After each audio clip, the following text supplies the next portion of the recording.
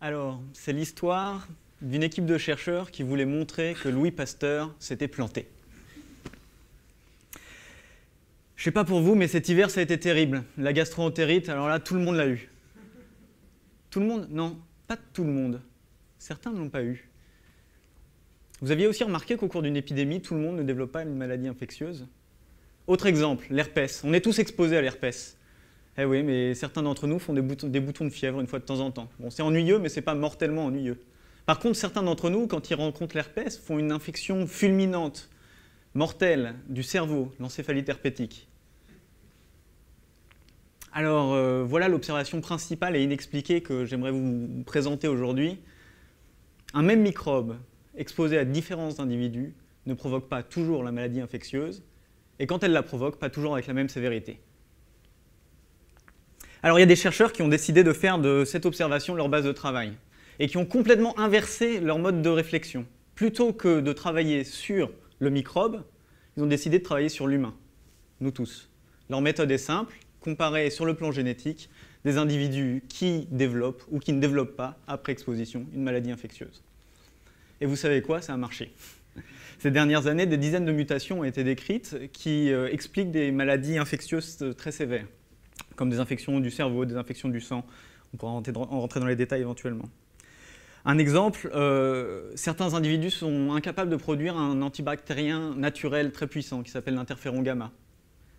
Et ben, une possibilité thérapeutique simple, une fois qu'on sait ça, c'est de leur donner de l'interféron gamma. Et c'est ce qui est fait dans certains services spécialisés. Donc ce que je vous propose d'imaginer, c'est la médecine de dans 50 ans, où, en connaissance de nos singularités génétiques, on pourra avoir des prescriptions qui sont personnalisées, à la fois pour une meilleure efficacité des traitements et pour éviter des effets indésirables.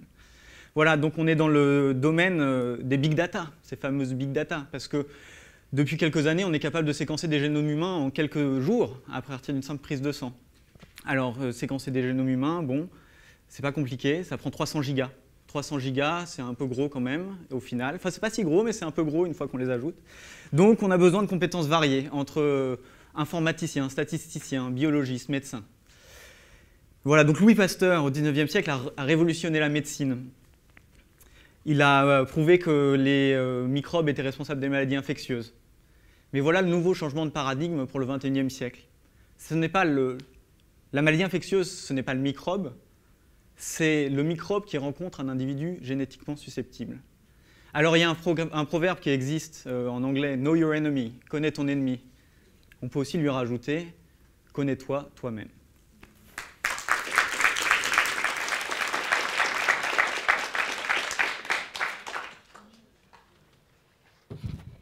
Très intéressant, excellente présentation. Encore une fois, on apprend des choses, hein, je suis contente d'être venue. Et c'est quel laboratoire? Enfin, c'est l'INSERM. Ouais, alors, ouais. Concrètement, je ne sais pas, est-ce que tu peux donner quelques informations, type le nombre de personnes qui ont été étudiées, enfin un petit peu plus sur le protocole qui a permis de mettre en évidence ce phénomène-là de combinaison microbes-personnes. Donc moi je travaille dans une unité INSERM qui est maintenant à l'Institut Imagine, c'est un nouvel institut dans l'hôpital Necker. Donc c'est un ensemble d'unités INSERM. C'est le laboratoire spécifiquement de génétique humaine des maladies infectieuses. C'est un laboratoire qui compte une cinquantaine de personnes à peu près. Le nombre de patients étudiés, en fait, il y en a des milliers. Et parce qu'il y a différents types de pathologies qui sont étudiées. En fait, on a un laboratoire qui a deux stratégies principales. Une stratégie d'étude des maladies extrêmement sévères, infectieuses de l'enfant, qui sont en général très rares et qui sont liées à des mutations avec un effet très fort. Et il y a une autre stratégie, donc ça c'est peu de patients, voilà, c'est peu de patients, à force ça en ajoute, c'est quelques centaines. Il y a une autre stratégie qui est l'étude des maladies plus fréquentes, plus communes, comme la tuberculose, comme l'hépatite C par exemple. Et là tout de suite on est sur d'autres types de méthodologies qui sont plus statistiques, qui jouent sur le rassemblement de milliers d'échantillons. Je me demandais parce que si on comprend bien que l'effet d'un microbe sur une personne est différent par rapport à quelqu'un d'autre, mais comme on est tous différents, comment tirer les éléments les plus généraux qui permettent après de ne pas faire du cas par cas, mais alors du cas par cas à des échelles de milliards de personnes. Parce que sinon, après, je vois pas, même avec les big data, ça va être un peu compliqué. Alors vraiment, c'est pour ça qu'il y a deux stratégies, hein, comme je l'ai dit. Non, mais c'est vraiment, parce que c'est vraiment ça. Et je pense qu'il y a même au sein du laboratoire, il y a un peu les deux philosophies.